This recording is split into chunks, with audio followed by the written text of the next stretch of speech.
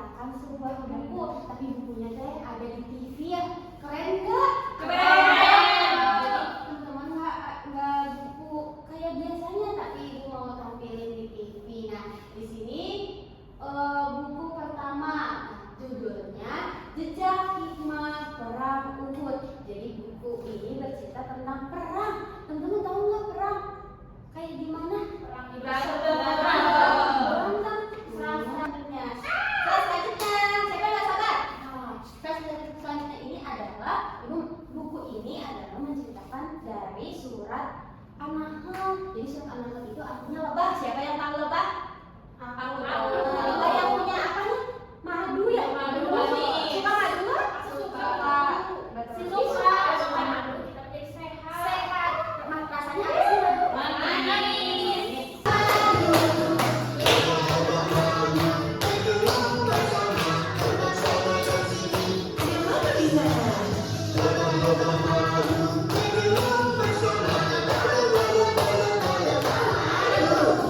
Nah, sebelum kita bercerita tentang surat An-Nahl itu, An-Nahl tadi artinya lebah, sama Rara dan Nusa kita akan mengetahui nama-nama nabi. Siapa yang tahu nama-nama nabi? Satu pun tahu nggak? Siapa? Nabi apa? Nabi Sulaiman. Nabi Sulaiman. Ada lagi? Nabi Adam. Nabi Ibrahim. Satu lagi? Nabi Yusuf. Tapi masih banyak lagi nabi-nabi. Ada 25.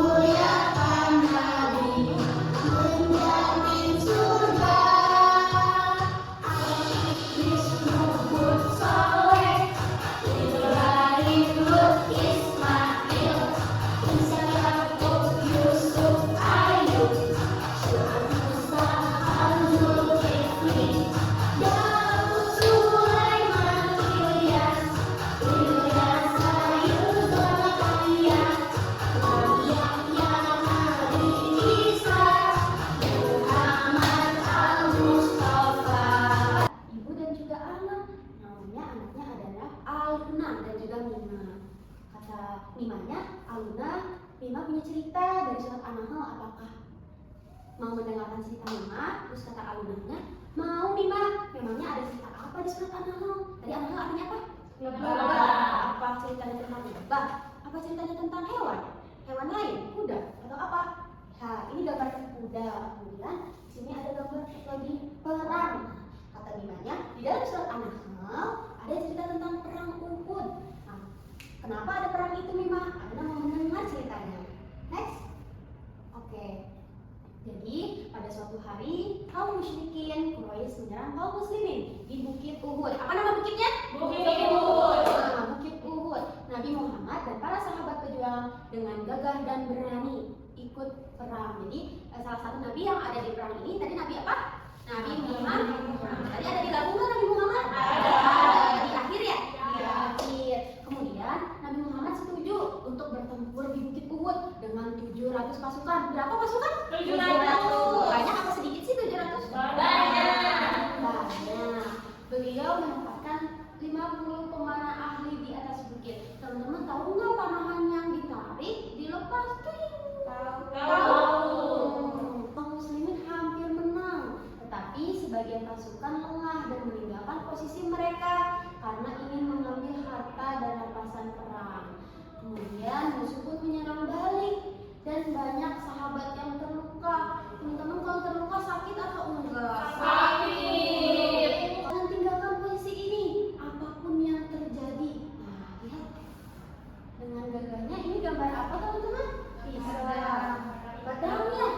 Pedang yang sangat panjang dan besar, betul pedang. Aluna bertanya, Mima, kenapa Nabi Muhammad dan para sahabat terluka di perang? Bukannya mereka pahlawan yang kuat? Kata Mimanya apa? Mimanya belum menjawab, tapi Mimanya menjawabnya pertanyaan bagus, nak. Jadi kita kembali ke kisahnya. Pada saat pertempuran dimulai, kaum muslimin sempat unggul. dan musuh mulai kabur. Melihat itu, sebagian pemanah di bukit tergoda untuk turun mengambil harta rampasan yang terang. Jadi pada saat kita hampir banget menang kaumnya Nabi Muhammad, tapi tergoda dengan harta-harta yang ada di bawah, sehingga yang tadinya mereka harus menjaga di atas bukit, mereka turun untuk mengambil harta. Dan segera menyerang balik dari belakang.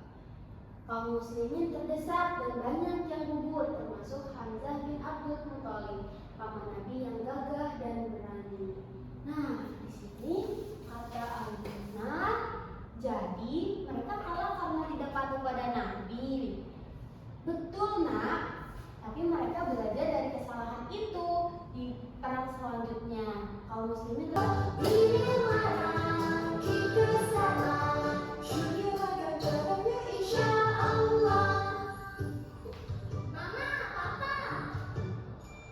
juga mau jadi anak yang taat seperti sahabat yang setia.